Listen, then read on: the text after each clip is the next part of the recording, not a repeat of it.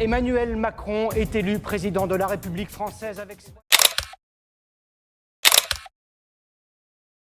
A new decade has started, and for France it begins with insecurities. The plenty of challenges for the sitting president Emmanuel Macron has launched his disapproval rating to a high 66%. And all this has allowed Marine Le Pen, the leader of the right-wing Rassemblement National, to seriously threaten Macron's re-election bid in 2 years, as she has announced her campaign for president. However, in 2 years, still a lot can change, and it already has, as with reports of a virus epidemic in China, the Yellow Vest movement has died down for now, and this has given Macron's government the strength to continue its liberal reforms. Taxes were lowered and significant investments were put into the poorer areas of France, like Pas-de-Calais, which has been hit especially hard by deindustrialization. However, with the reality of the virus pandemic setting in, as COVID-19 has been detected in our own borders, we must act quickly to fight this extremely serious threat for our population and economy. So a scientific committee was formed, which will be the first step of fighting this invisible enemy. Its first attacks were distributing masks and banning travel to China. But as this for certain wouldn't be enough, nationwide lockdowns were proclaimed at the cost of our economy and popular support. Together with oil prices skyrocketing, maybe the worst thing that could happen occurred. The Yellow Vest protests restarted. But as bad as it all might seem, Macron still decided to gamble and instead of accepting their costly terms, entered the negotiation table. While waiting for the results of the negotiations, further recommendations arrived from the Scientific Committee on the Pandemic to start research on a vaccine, which seems like the only way to truly defeat the virus. The news then arrived that the Yellow Vests had left the negotiations and continued the rioting, leaving us with a single response left, destroying it through police actions and reducing its support by showing the destruction they have caused. Here we would find an unlikely ally, the unions. By granting them several concessions and through some bribes, we got them to reject the protest, destroying the Yellow Vests' credibility as representing the French working class and instead painting them as thugs. Foul play that is sure to reduce the popularity of Macron, but in times like this is the only escape. And so the Yellow Vest movement was seemingly dealt with, and with the COVID pandemic also being controlled thus far, we decided to loosen the lockdowns and turn to other issues. To the economic front. In order to raise funds and stabilize the economy, 10-year bonds were issued, raising our state liquidity, allowing us to finance new research centers for the vaccine. Macron then announced a shift in our economic policies through major reforms that would begin now and end sometime in his second term if it would arrive. It was to embrace laissez-faire economics, starting with destroying trade restrictions and continuing with small-scale privatization, further injecting funds for our state budget and increasing competitiveness and efficiency of our economy. But the reforms would come to a complete standstill after this, as a sweeping crisis would hit the world, originating in Saudi Arabia. Caused by a major protest against the royal dictatorship of Mohammed bin Salman and the collapse of the Saudi economy, the tensions would soon escalate into a full-blown civil war, causing complete disruptions of the Saudi oil production, which naturally led to an oil crisis. The only way to solve it is to end the civil war in Saudi Arabia, so together with our German, Dutch and Norwegian allies, we recognized the rebelling Arabian Republic as the legitimate state and sent a military expedition to help them defeat their own Louis XVI. As our 3 divisions arrived in Medina, we immediately launched an offensive against the Royal Arabian Coalition, encircling and destroying 2 divisions in a pincer movement and quickly liberating Jeddah. After encircling the neutral Mecca Protectorate, we met our first real resistance while attacking Taif, but the city would fall nonetheless. However, we had to abandon it quickly after, as a major Salafist rebellion rose up in Mecca, infiltrating our back lines and capturing Jeddah. Thankfully, with their rather weak militias, we were able to recapture the important city and begin to close in on Mecca. But the more we pushed them into the center, the higher their resistance became, and soon we realized what grave mistake we had committed, as the rest of the fronts, and more regrettably the north, had collapsed, leaving the Republic in a weak position. Thankfully though, a comeback is still possible, and good news from home have masked the strategic failures of our intervention. It's that the COVID vaccine has been researched and the pandemic is starting to die down. This has allowed us to further reopen our economy and begin to rebuild what once was. And so immunity towards the virus will begin, and it will soon only be a memory of the past. Returning to Arabia, we had drafted a plan to re-secure the north from the Salafists and Hezbollah. So with no hesitation we executed it.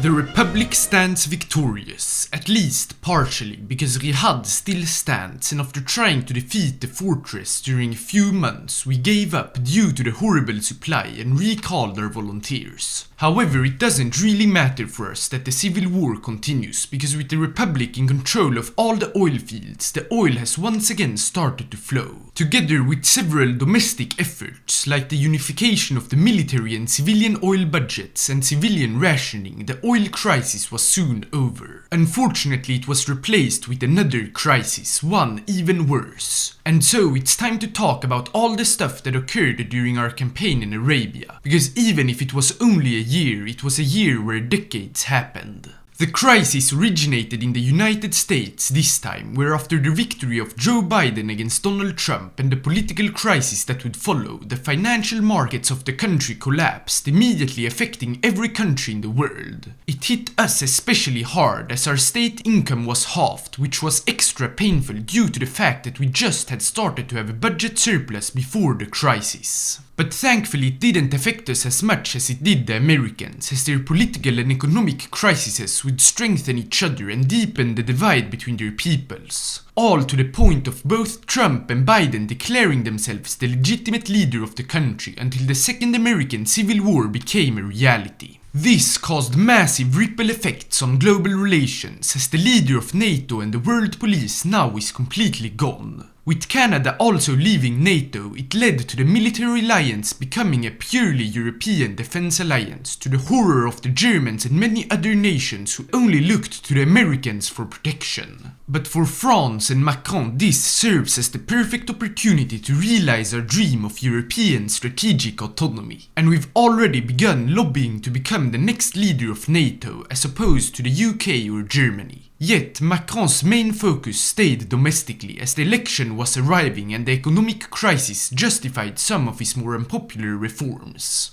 It started with crushing trade unions, who had grown increasingly stronger and halted our industrial activity more and more through their constant protests, riots and strikes. Naturally, this led to further union riots, but they would quickly subside and be replaced with an even bigger protest. That against Macron's next reform, raising the pension with 2 years to stabilize our public finances. Obviously, this caused massive riots, greatly decreasing our stability and efficiency, but the following months, as the economic crash began to recover, the riots slowly subsided. Especially since Macron mostly ignored the protests and simply continued his reforms, this time turning towards the EU.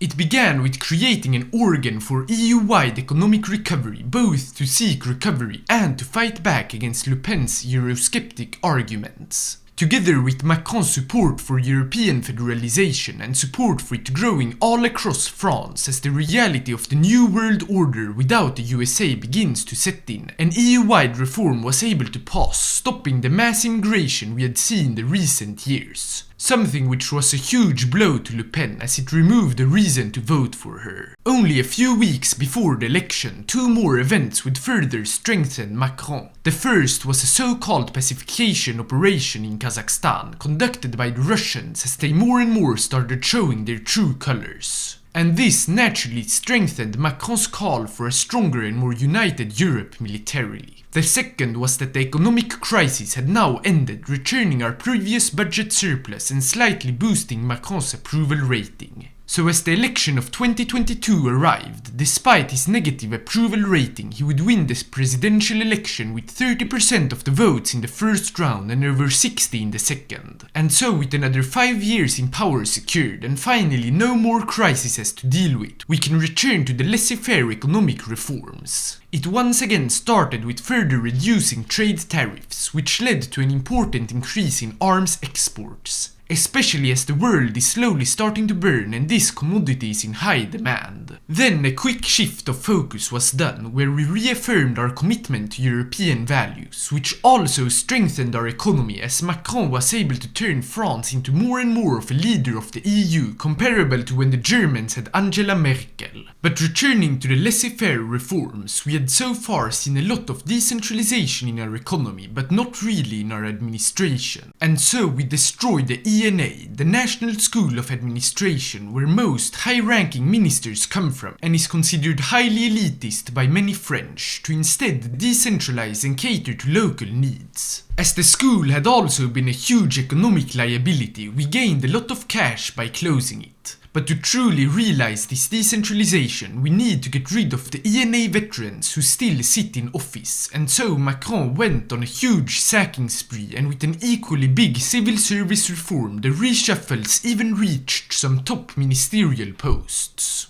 And with a close to 100 billion euros budget surplus per month, massive tax cuts were realized, especially targeted towards the defense sector, because our bid to become the leader of Nato had succeeded, and so it's our job to replace the Americans. And our job is becoming bigger and bigger each passing day, because after the Russian invasion of Kazakhstan, Putin would die of illness, causing what sent chills throughout Europe.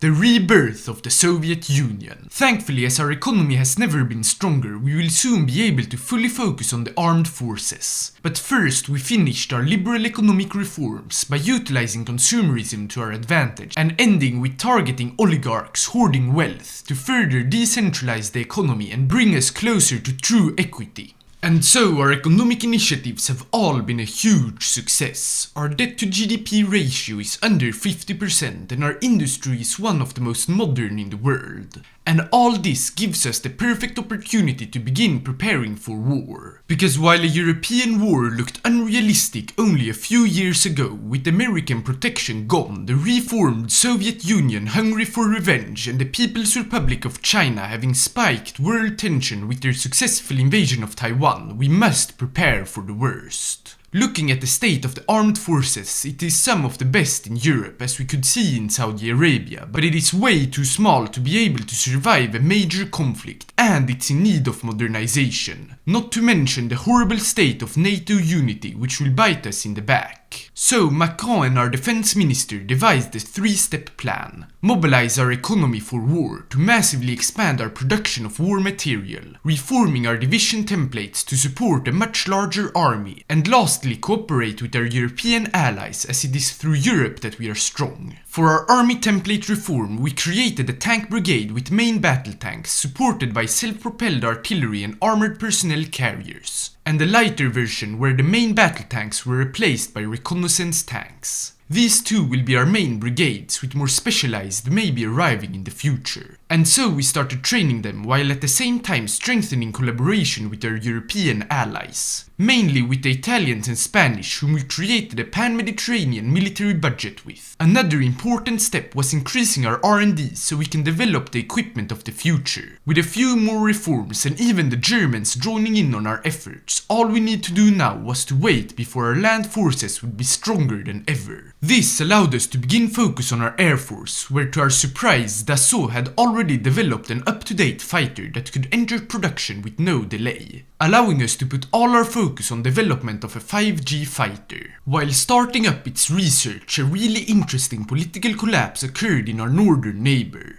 After struggling to get a compromise between the Flanders and Wallonian parliaments, the country of Belgium blew up in two parts, with Brussels being controlled by the European Commission. Quickly thereafter, Flanders was annexed by the Kingdom of Netherlands, with Wallonia making a similar request to us. Reluctantly we accepted, which means we now need to work on integrating the region. Thankfully, due to our laissez-faireism, their businesses were easily integrated. As for their security forces, we simply disbanded them to later absorb their personnel according to our division composition. And lastly, their parliament was smoothly integrated. So our work had been a success and Wallonia was now fully French. The following months, our military expansion would continue, and most notably the next generation of tanks entered production. Macron would also work on some politics, mainly pushing for further EU reforms. Then, just as our generals announced new strategic concepts for our army and a much stronger NATO unity, the Soviets began making moves. They had already subjugated all the former Soviet Socialist republics in the Caucasus and Central Asia, and our spies in the country were now warning that Operation Little Saturn was imminent, a full-scale invasion of Ukraine. And together with the military buildup on the Polish and Baltic borders, it is safe to assume that the fire is rising. So we immediately sent our army to reinforce the common European border, drew up offensive plans and started training a whole lot more of our light brigades. Not to forget, our small but hopefully technologically advanced Air Force was also sent over. The initial plan for the war lies in the alone survival of Ukraine, while we will surprise the Soviets with an all-out offensive into former Belarus, with the goal to outflank and destroy the Russian northern advance into Ukraine. This is where half our main battle tank force will be, while the rest will work on securing Kaliningrad to then move into Ukraine if they survive. Thankfully, while us alone aren't able to stand up against the Russians, combined all our NATO forces outnumber the Russians both in the field and in our military production, so we are sure to receive a lot of help from our NATO allies. But despite this, the Soviets were hungry for revenge and ended up launching the operation, declaring war on Ukraine. What followed was an anxious time. The Soviets flooded in from all sides, eventually securing most of eastern Ukraine, but also capturing Lvov from the northern offensive. As their forces closed in on Kiev, reports started flooding in from Poland about border skirmishes, and so in the matter of hours, for the second time in history, Article 5 was invoked, starting the European War. We immediately launched our offensives just like planned, which caught the Russians so off guard our tanks to Minsk were able to break through on the first day and capture it on the second. With still no Soviets showing up, we steered south, following our plans until we were extremely close to encircle the whole offensive that had captured Lviv. Unfortunately, with the counterattack on the flank, we weren't able to secure the bigger picture, but still several divisions were encircled in Belarus, and with Polish help, Lviv was also surrounded. And so we not only captured an important chunk of the Soviet army, but also liberated the first important Ukrainian city. In the meantime, our offensive to Kaliningrad had been a huge success, with the whole exclave captured, meaning we could send this half-tank force to support Ukraine. In the meantime, we restarted our offensives in Belarus, as the Soviets had already recaptured Minsk. But instead of attacking against their spearhead, we did the classic going around move, easily encircling it as their flanks were weak and recapturing the city. So far the war has been going good on all fronts, except in southern Ukraine. And while Kiev is heavily guarded, it risks getting outflanked. So we decided to send the rest of our main tank forces to the country and help turn around this vector of attack. Immediately as we arrived, we started by successfully stabilizing the area and then launched an offensive to stop theirs towards Odessa. After defeating many reinforcements, it was successful and we encircled 2 divisions. We then tried to utilize this to cross a river, but as it was a river, we had a hard time. We would continue trying to search for different areas to attack with some success, but our forces had soon run out of steam. So we regrouped, pulled our tank forces from Kiev to the area and restarted with new initiatives to reach and cross the Dnipro River and deal huge damages to the invading forces.